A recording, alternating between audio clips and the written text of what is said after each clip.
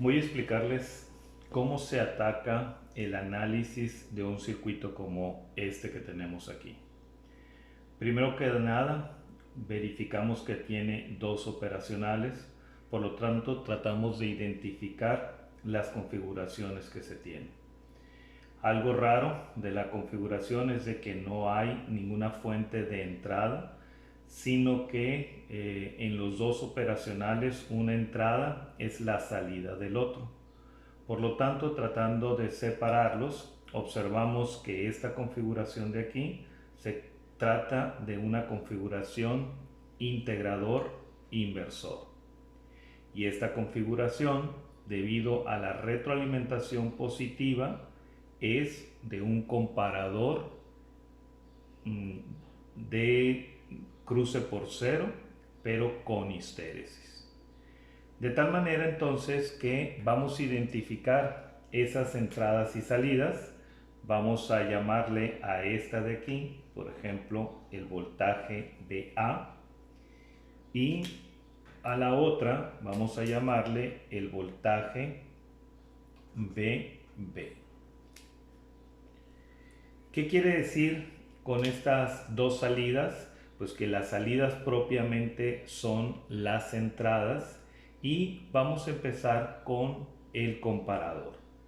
Si nosotros observamos que la entrada del comparador es BA y tratamos de analizar su función de transferencia, pues entonces BA estaría en la entrada eje de las X y BB estaría en la salida eje de las Y.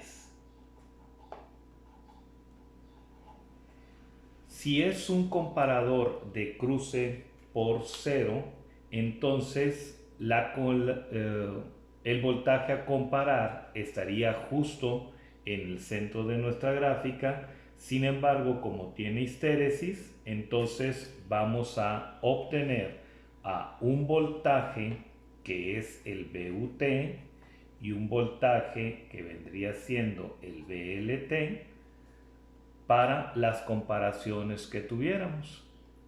Y como es no inversor, pues entonces la saturación en el voltaje a la salida solamente se va a dar para los voltajes muy altos y la saturación negativa se va a dar para los voltajes de entrada muy bajos. Por lo tanto, tendríamos algo así en las saturaciones de voltajes muy altos de entrada, saturación positiva, y en los voltajes muy bajos de entrada, la saturación negativa.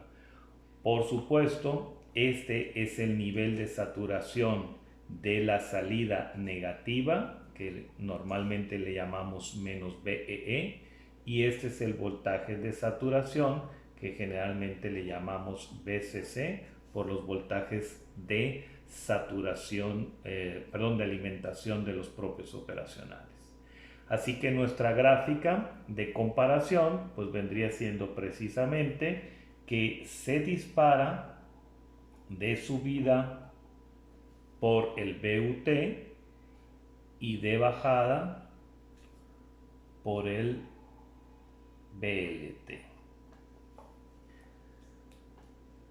Sabiendo esto, entonces observamos que nosotros vamos a tener en la entrada BA, pues obviamente los valores BUT y BLT, que cuando el voltaje BA llega a esos voltajes vamos a tener una salida en el voltaje BB.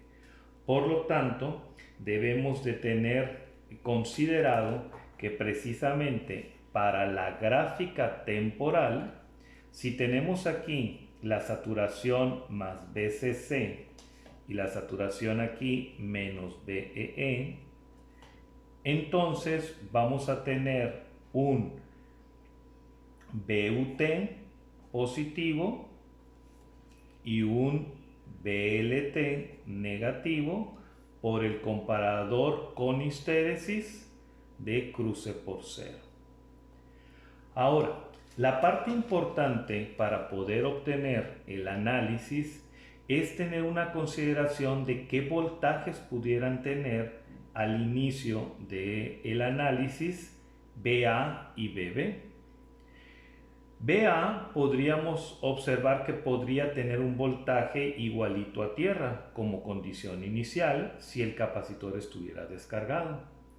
Pero BB no puede tener un voltaje cero, puesto que es la salida de un comparador, y la salida de un comparador nada más tiene dos posibles salidas: saturación positiva o saturación negativa. Por lo tanto, suponiendo que precisamente el voltaje BA al inicio sí está en cero, podríamos nosotros tener esa condición inicial, pero la condición inicial de BB vamos a considerar que es positiva. Ahora sí, si consideramos nosotros que durante un tiempo constante el voltaje BB va a ser precisamente más BCC, la integral de la constante es una rampa. Y entonces el voltaje BA va a empezar a crecer como una rampa gracias al voltaje constante BCC. Y como es un inversor, si ponemos un voltaje positiva a la entrada de la configuración inversora, pues entonces la pendiente va a ser negativa. BA entonces es una pendiente negativa que crece conforme se mantiene constante el voltaje BB. Sin embargo, ¿qué pasa cuando el voltaje BA, que empieza a decrecer, llega al voltaje BLT? Pues la saturación positiva del comparador se convierte en una saturación negativa. Así que en el momento en el que BA alcance a BLT, en ese momento se dispara el comparador hacia saturación negativa, y si se fijan, ahí ya empieza otra señal de entrada del integrador. Y por supuesto, BA ya no va a tener la misma pendiente, puesto que la salida de BB ha cambiado. En ese momento cambia a otro voltaje que es constante, pero que en este caso esa constante ahora es negativa y por lo tanto la pendiente va a ser positiva. ¿Qué va a suceder? Pues se va a mantener esa saturación negativa mientras la pendiente sigue creciendo hasta llegar al BUT, y cuando esta pendiente llegue al BUT, pues se da la siguiente comparación y por lo tanto volvemos a tener la condición inicial de entrada BB, y BA vuelve a cambiar la entrada del integrador y por lo tanto regresa de nuevo bajo la misma condición.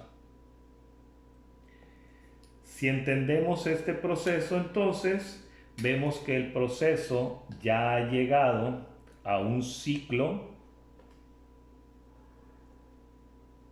y observamos que sin necesidad de entrada alguna en las configuraciones, simplemente con la alimentación de los operacionales, tenemos nosotros que a las salidas hay una señal cuadrada y una señal triangular.